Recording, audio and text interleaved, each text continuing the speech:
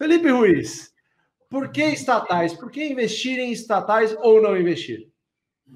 Olha, Fabião, a gente sempre gosta de tratar estatais da mesma forma. A gente fala que empresas estatais, não existe nenhum preconceito por parte do AGF para investir numa empresa, seja ela estatal ou não.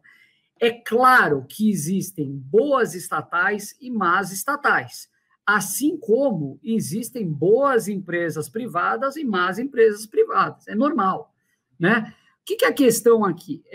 A gente precisa, quando investe numa estatal, antes de mais nada, saber escolher muito bem, porque você tem que saber separar o joio do trigo.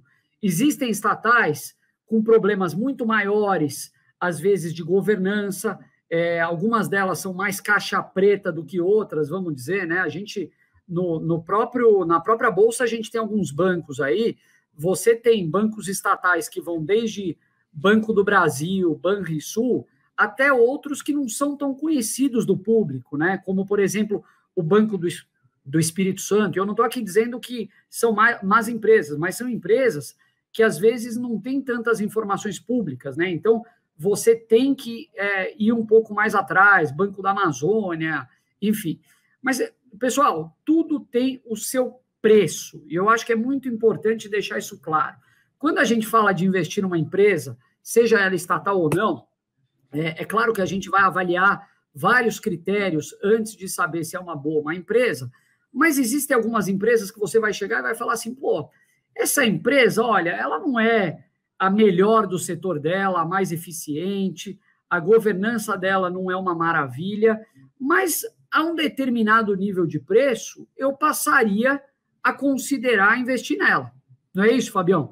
É quase como você falasse assim, olha, você quer comprar um apartamento? Não, apartamento eu não quero comprar, não pretendo, tá bom, mas você quer comprar um apartamento de 200 metros por 100 mil reais numa localização ali mais ou menos ok? Pô, talvez, né? Então, o preço, ele acaba balizando muito a decisão.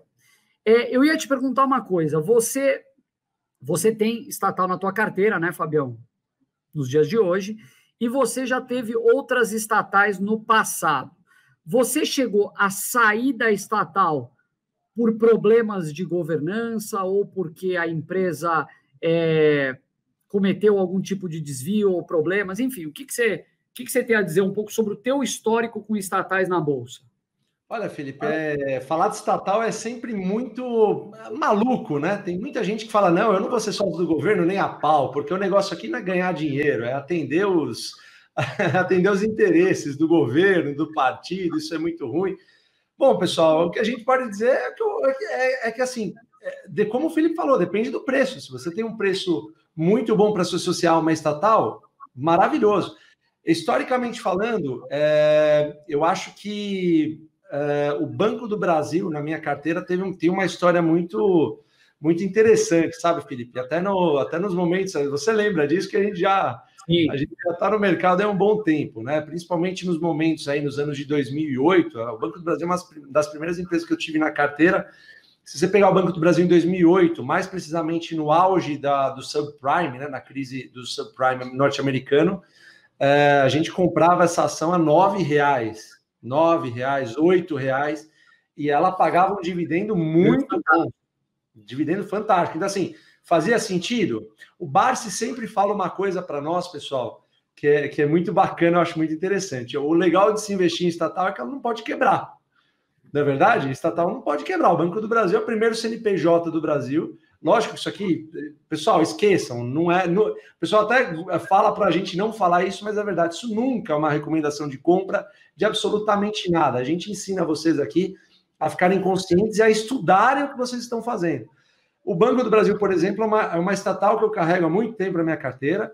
Já cheguei a me desfazer dela no momento onde ela estava com preço muito elevado para trocar por um outro banco na época e já voltei para ela. Então, assim, embora a gente não recomende venda de empresas, em alguns momentos, o próprio Barsi fala, né, que de repente faz sentido você trocar uma empresa que teve uma alta muito exorbitante por alguma outra que também seja de bom setor, que esteja num preço bom, que pague bons dividendos, para tentar, né, para tentar fazer um aumento de capital, justamente um aumento também de dividendos. Então, assim, historicamente falando, eu já fiz isso com o Banco do Brasil, né? E atualmente existem estatais aí que são boas, possivelmente boas oportunidades na Bolsa, né, Felipe? Eu acho que tem muita coisa dando sopa aí na Bolsa e você tirar esse preconceito da frente de você ter estatal é uma boa ideia se você se você ver dados históricos muito atrativos. A gente pode dar um exemplo,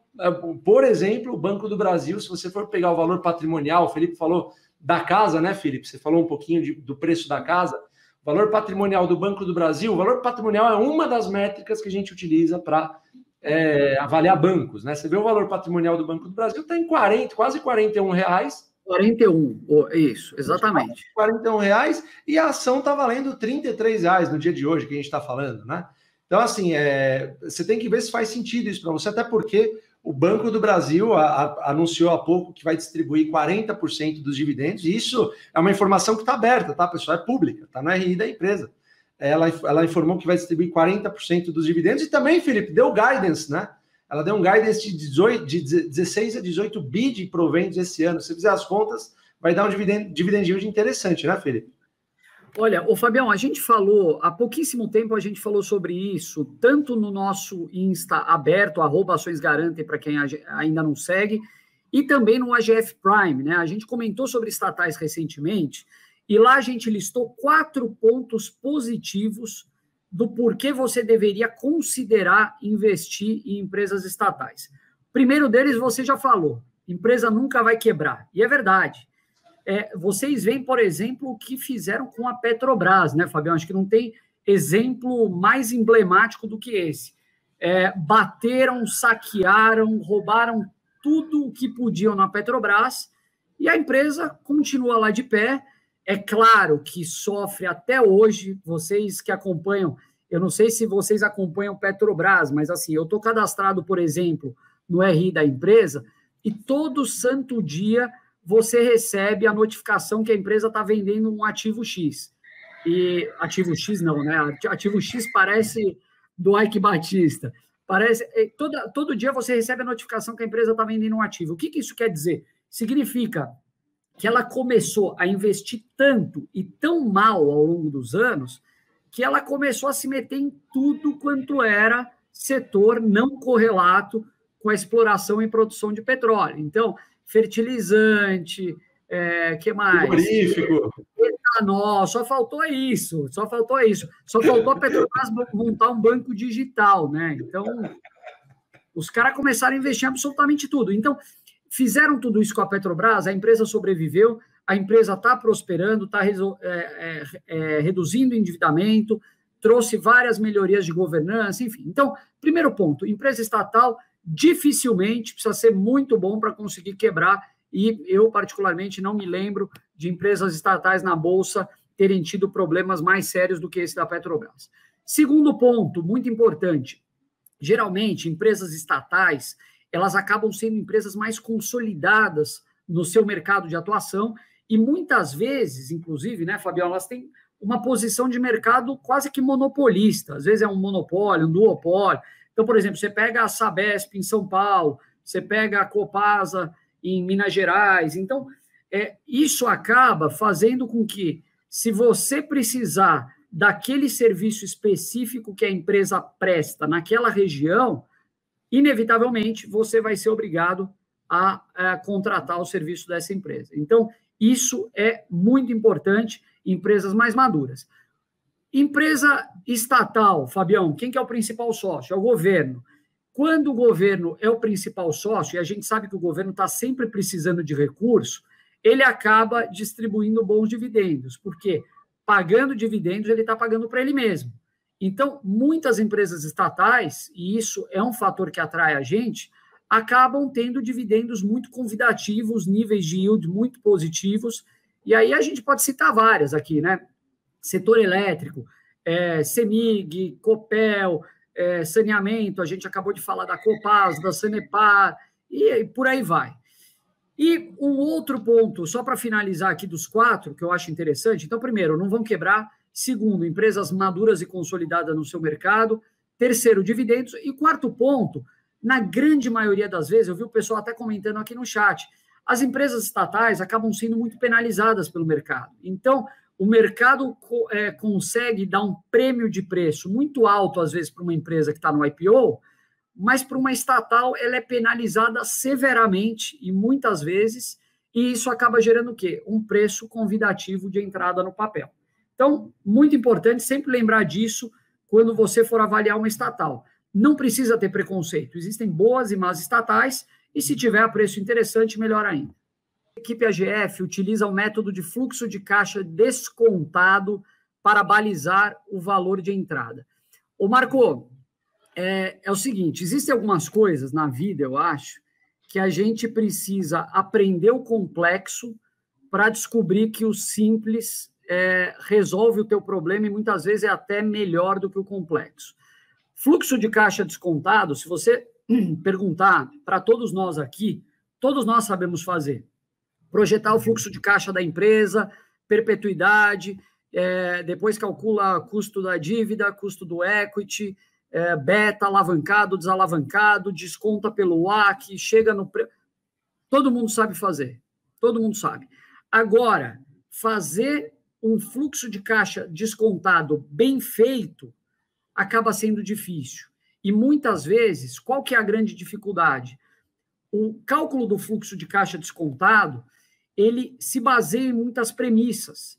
E quando você se baseia em premissas que podem estar erradas para fazer qualquer equação, qualquer cálculo, muitas vezes, ou certamente, na verdade, o teu resultado ele vai ser falho. Você se baseou em premissas falhas, o teu resultado vai ser falho.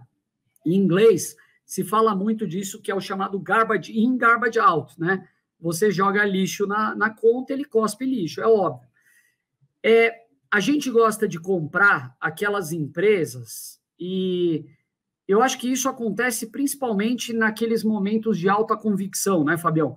Quando a gente olha para uma empresa da Bolsa, a gente bate o olho e fala, não, isso não pode estar custando só isso. Então, isso significa que você não precisa de um fluxo de caixa descontado para concluir que aquela ação está barata.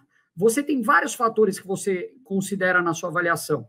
Seja uma avaliação por múltiplos que a gente faz, seja uma avaliação histórica de preços e de distribuições de dividendos, seja aquela famosa memória de mercado que o nosso amigo Fábio tanto fala, que é aquele negócio que você vai construindo na tua cabeça, você fala, putz, R$12 para isso daqui está de graça. Então, estou falando tudo isso para dizer, olha, se você for investir na Bolsa precisando fazer fluxo de caixa descontado para toda ação que você for avaliar, você está fazendo alguma coisa errada. Eu te garanto, porque você vai perder tanto tempo para fazer algo que no final não vai produzir um resultado certo. E então, assim, quando a gente avalia uma empresa, a gente sabe fazer um fluxo de caixa descontado, mas a gente usa outros métodos que, inclusive, a gente passa em todos os nossos treinamentos, principalmente no Jeito Barsi de Investir, para concluir que aquela ação é uma boa compra naquele nível de preço. E aí tem outra, né, Felipe? Acho que só complementando, tem a próprio Charlie Munger, né? Ele fala que nunca viu o Warren Buffett, e nem o Warren Buffett viu o Charlie Munger usarem uma planilha de Excel para avaliar se uma empresa está boa ou ruim, né? A gente nunca viu o Barsi fazer isso, né? Os melhores negócios, pessoal, a gente consegue fazer numa conta de guardanapo, tá? E também usando muita memória de mercado, tá? O Barsi acho que nem sabe mexer no Excel.